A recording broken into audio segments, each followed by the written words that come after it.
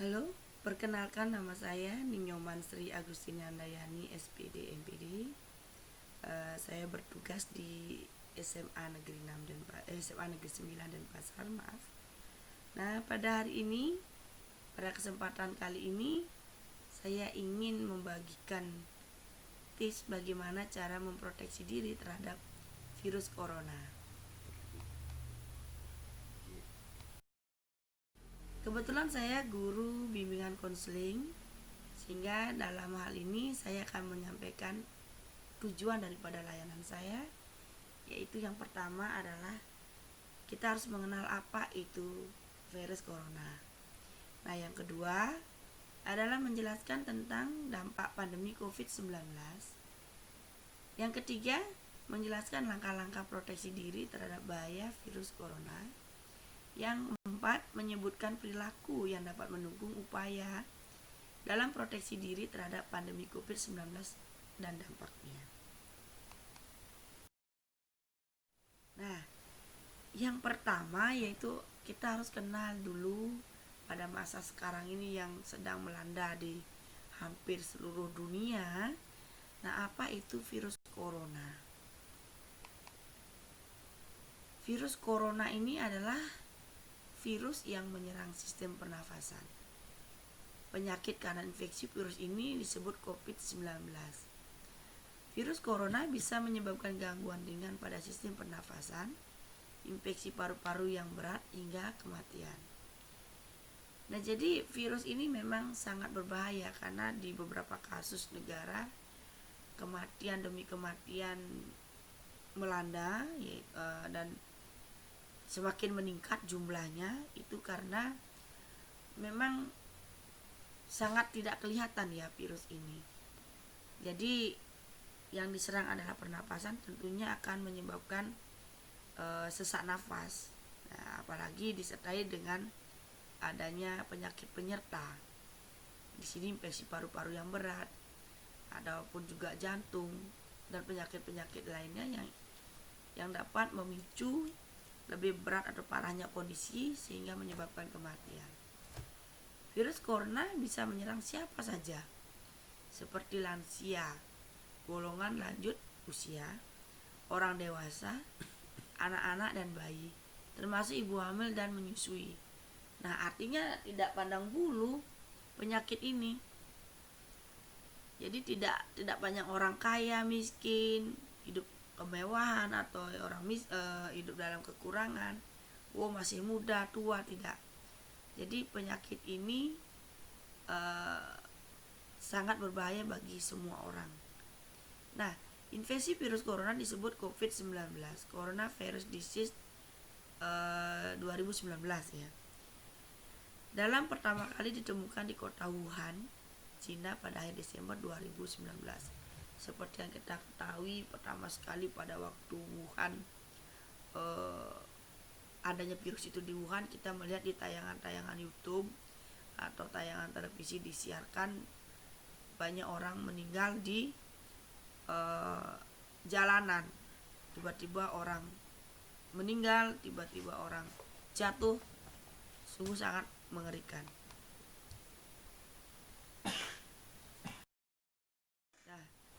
Dampak dari pandemi COVID-19 ini sangat kita rasakan, terutama di Indonesia. Yang pertama, karena kita sering melihat orang atau tayangan-tayangan televisi, orang yang meninggal karena COVID dikuburkan melalui protokol COVID, itu sangat mengerikan.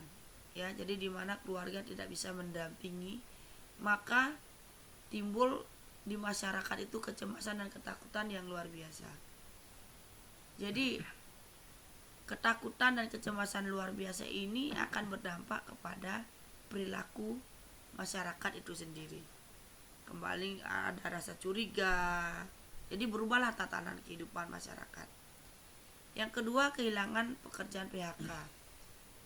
Nah, pemerintah mengeluarkan suatu kebijakan mengenai bahaya COVID, menangani bahaya COVID-19 ini, sehingga banyak sektor-sektor usaha yang hampir seluruhnya ditutup. Ya. Industri pariwisata juga mengalami dampak yang luar biasa. Karena industri pariwisata sudah tentu ditutup karena akan berhubungan dengan orang luar ya, yang diwaspadai akan menyebarkan virus COVID-19.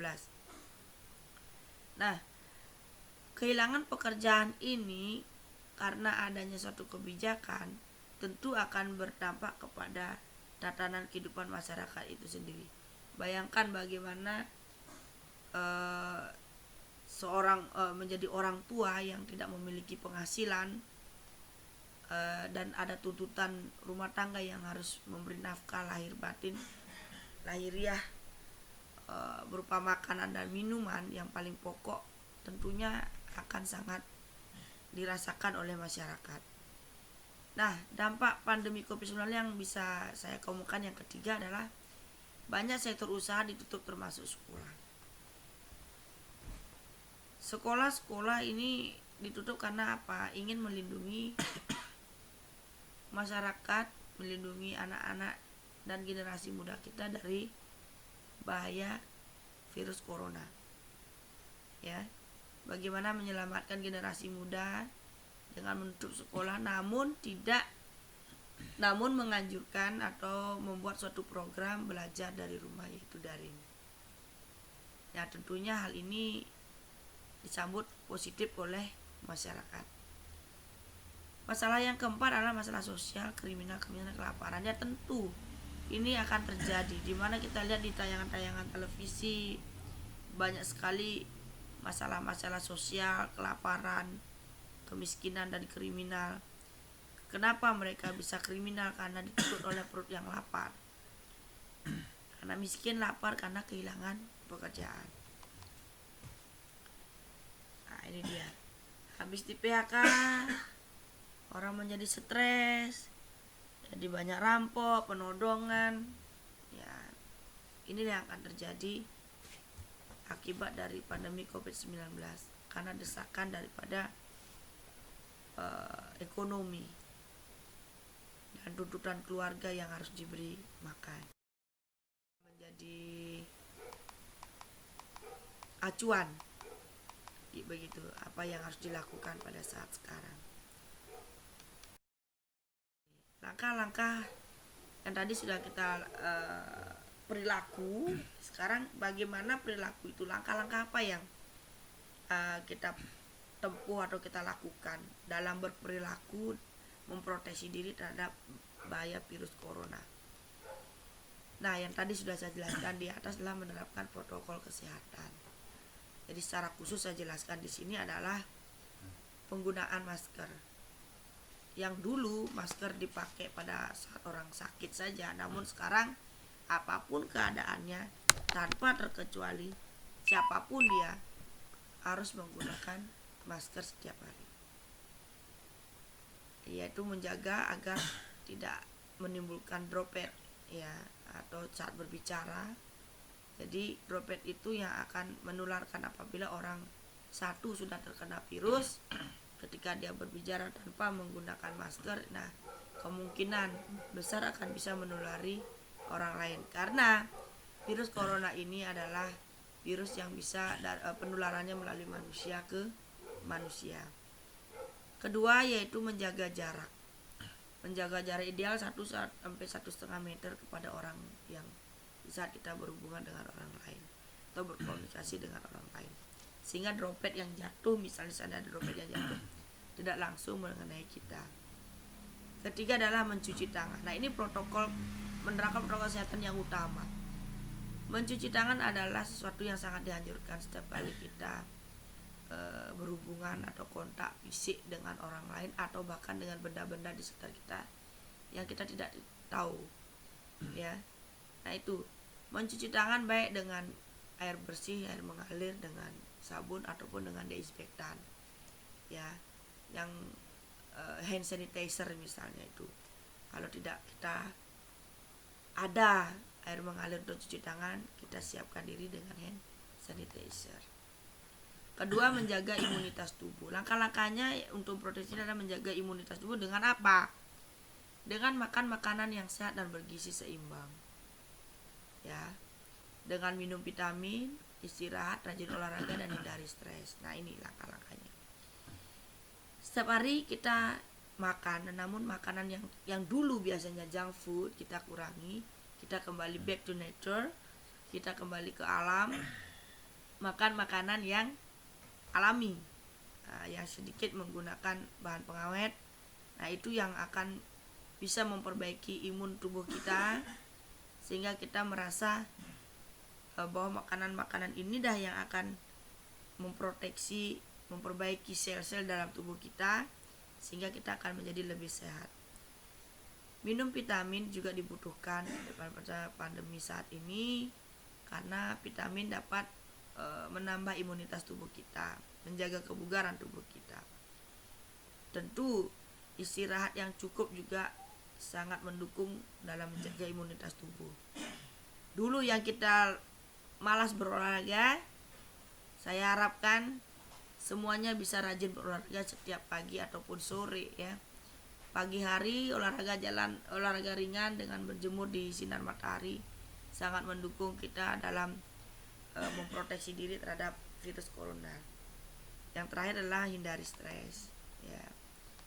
Hindari stres ya seperti sudah saya di depan saya jelaskan, adalah menghindari stres itu sangat bermanfaat agar imun tubuh kita ini tidak lemah. Nah, demikianlah hal-hal yang perlu saya sampaikan terkait dengan keadaan yang sebenarnya yang saat ini terjadi. Mudah-mudahan apa yang tadi saya sampaikan dapat dipakai dan diterapkan dalam kehidupan sehari-hari. Nah, untuk menjaga, memproteksi diri terhadap bahaya COVID-19. Kalau bukan diri sendiri, siapa lagi yang bisa menjaga? Kalau setiap individu, setiap orang dapat menjaga dirinya sendiri, tentu dia juga akan dapat menjaga orang lain. Satu sehat, satunya sehat, semuanya pasti sehat. Nah, demikian penjelasan dari saya mengenai bahaya COVID-19 dan dampaknya serta pencegahannya. Terima kasih saya ucapkan kepada semuanya. Salam sehat.